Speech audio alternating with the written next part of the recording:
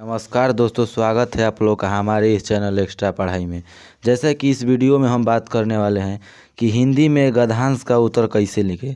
आप class 10th में हो या 12th में के एग्ज़ाम में 20 नंबर के लिए गद्यांश लिखने को आता है, क्लास 10th और 12th दोनों में। तो बहुत से बच्चे ऐसे हैं जिनको गद्यांश लिखने नहीं आता है। तो आज के इस वीडियो में हम यही बात करेंगे कि गद्यांश को कैसे लिखते हैं और लिखने का तरीका क्या है, जिससे आप लोगों के एग्ज़ाम में जो है 20 में 20 नंबर मिले। इसके बाद देखिए, इसमें दूसरा नंबर कह रहे हैं कि 2 गद्यांश लिखिए और 20 नंबर पाइए। यानी कि हमको एग्ज़ाम में क्लास 10th और 12th के 2 गद्यांश लिखना होता है, जिसमें पहला गद्यांश 10 नंबर का और दूसरा गद्यांश 10 नंबर का। आप लोग अगर नहीं भी पढ़ें, आप लोगों को गद्यांश लिखने आता है, तो आप लोगों को 20 नंबर ऐसे ही मिल जाएगा। तो इसके लिए आप लोग वीडियो को पूरा देखिए और चैनल पर नए हैं तो चैनल को लाइक और सब्सक्राइब जरूर कीजिए। जैसा कि देखिए दोस्त, हमने यहाँ पर एक क्लास 10th का ले लिए हैं क्वेश्चन पेपर। ऐसा ही आप लोगों का जस्ट एग्जाम में भी आएगा। खंड ब वस्तुनिष्ठ प्रश्न। पहला, निम्नलिखित गद्यांशों में से किसी एक गद्यांश को पढ़कर नीचे दिए गए प्रश्नों के उत्तर दें। प्रत्येक प्रश्नों के 2 अंक का होगा, यानी कि प्रत्येक प्रश्न जो है 2 अंक का होगा। यानी कि देखिए, यहाँ पर एक क गद्यांश दिया है और इसके बाद हम आपको दिखा रहे हैं यहाँ पर जो है एक ख गद्यांश दिया है। तो यहाँ पर 2 ठो गद्यांश है, यानी कि क और इधर दिया है ख। आप लोगों को इसमें से क का मन है बनाने के लिए गद्यांश का उत्तर देना है तो क का दे दीजिए, और ख का मन है तो ख का दे दीजिए। इन दोनों में से लेकिन सिर्फ एक का देना है। तो चलिए, आज के भी इस वीडियो में हम बताएंगे इस ख वाले गद्यांश का आंसर कैसे लिखते हैं, जिससे आप लोग अपने एग्ज़ाम में धमाल मचा सकें। तो सबसे पहले आप लोगों को क्या करना है कि आप लोगों को 2 गद्यांश दिया होगा, उसमें से एक गद्यांश को अच्छे तरीक़े से पढ़ लेना है जो आप लोगों को अच्छा लगे। तो देखिए, हम लोग ख गद्यांश को पढ़ रहे हैं। इसमें लिख रहा है कि ईश्वर के प्रति आस्था वास्तव में जन्मजात न होकर सामान्यतः हमारे घर परिवार और परिवेश से हमें संस्कारों के रूप में मिलती है। अधिकांश लोग इसे बचपन से ही ग्रहण कर लेते हैं। ऐसे लोग आस्तिक कहलाते हैं। कुछ लोग ईश्वर में आस्था बाद में खो देते हैं। ऐसे लोग नास्तिक कहलाते हैं।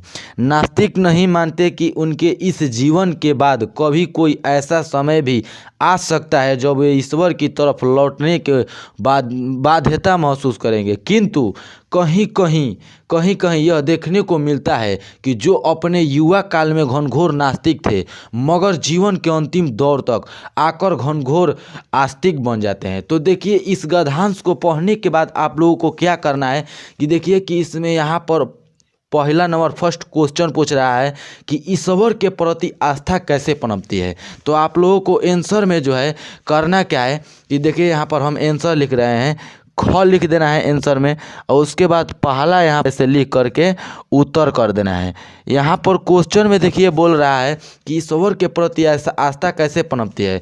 तो जो हम इस गद्यांश को पढ़े हैं, इसी में दिया है कि ईश्वर के प्रति आस्था कैसे पनपती है। तो देखिए, आप पढ़ा है कि ईश्वर के प्रति आस्था वास्तव में जन्मजात न होकर सामान्यतः हमारे घर परिवार और परिवेशों से हमें संस्कार के रूप में मिलते हैं। तो यहाँ पर वही बात हम उत्तर में यहाँ पर हम वही बात लिख देंगे कि ईश्वर के प्रति हमारी आस्था सामान्यतः हमें जन्मजात न होकर घर परिवार और संस्कारों से मिलती है। तो हम पहला क्वेश्चन का आंसर इसी तरीके से लिखेंगे कि ईश्वर के प्रति आस्था हमें जो है जन्मजात न होकर हमें घर परिवार और संस्कार से मिलती है। उसी प्रकार से देखिए, यहाँ पर जो दूसरा नंबर क्वेश्चन है बोल रहा है इसमें कि आस्तिक कौन कहलाते हैं।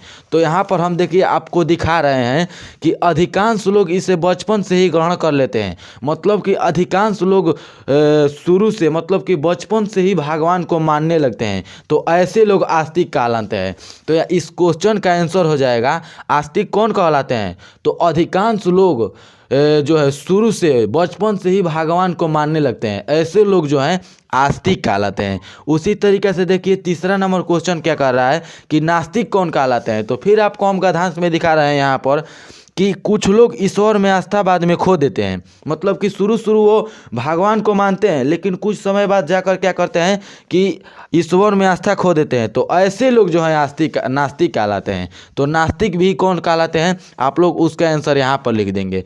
फिर चौथा नंबर क्वेश्चन बोल रहा है कि नास्तिक क्या नहीं मानते। तो आप लोग देखिए गद्यांश में यहाँ पर दिया है कि नास्तिक नहीं मानते कि उनके इस जीवन के बाद कभी कोई ऐसा समय भी आ सकता है जब वे ईश्वर की तरफ लौटने की बाध्यता महसूस करते हैं। मतलब कि नास्तिक जो हैं ये नहीं मानते हैं कि कभी उनके जीवन में ऐसा समय भी आएगा कि उन्हें भगवान के पास जाने के लिए मजबूर हो जाएंगे। तो आप लोगों को हम यहाँ पर देखिए सिंपली ये दिखाने की कोशिश कर रहे हैं कि जो ये गद्यांश का उत्तर लिखना है आप लोगों को सिंपली इस क्वेश्चन में ही आंसर दिया हुआ है। तो इसी तरह के तरीके से आप लोग 10 नंबर इसमें से ढूंढ कर लिख देंगे तो इसका आंसर मिल जाएगा। फिर यहाँ पर देखिए 5 नंबर क्वेश्चन कर रहा है कि कुछ लोग जीवन के अंतिम दौर आते आते क्या बन जाते हैं। तो फिर हम आपको यही बोल रहे हैं कि देखिए इसमें लास्ट में लिख रहा है कि मगर जीवन के अंतिम दौर तक आकर घनघोर आस्तिक बन जाते हैं। मतलब कि कुछ लोग जो है जीवन के अंतिम दौर तक आते आते मतलब कि घनघोर आस्तिक बन जाते हैं, मतलब कि भगवान को मानने लगते हैं। इस तरीक़े से आप लोग जब ये 5 ठो क्वेश्चन का आंसर लिख देंगे तो पक्का है आपको 10 नंबर मिलेगा।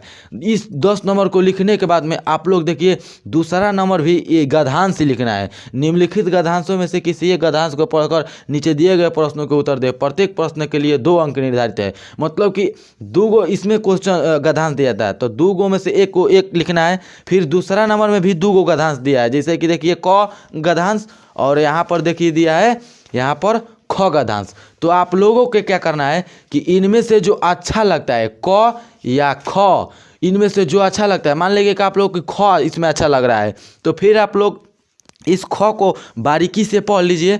पढ़ने के बाद में आप लोग इसको देखिए, यहाँ पर देखिए जो 5 ठो क्वेश्चन है इसका आंसर लिख दीजिए। इस तरीक़े से आप लोग बोर्ड एग्जाम में जो है 2 ठो गद्यांश लिखिएगा और आपको 10 मार्क्स पक्का मिल जाएगा, ठीक है। और इसी तरीक़े से आप अपने एग्ज़ाम में अच्छे तरीक़े से गद्यांश को लिख सकते हैं। आशा करते हैं आप लोगों को वीडियो अच्छी लगी है तो चैनल को लाइक और सब्सक्राइब जरूर कीजिए। Thanks for my watching.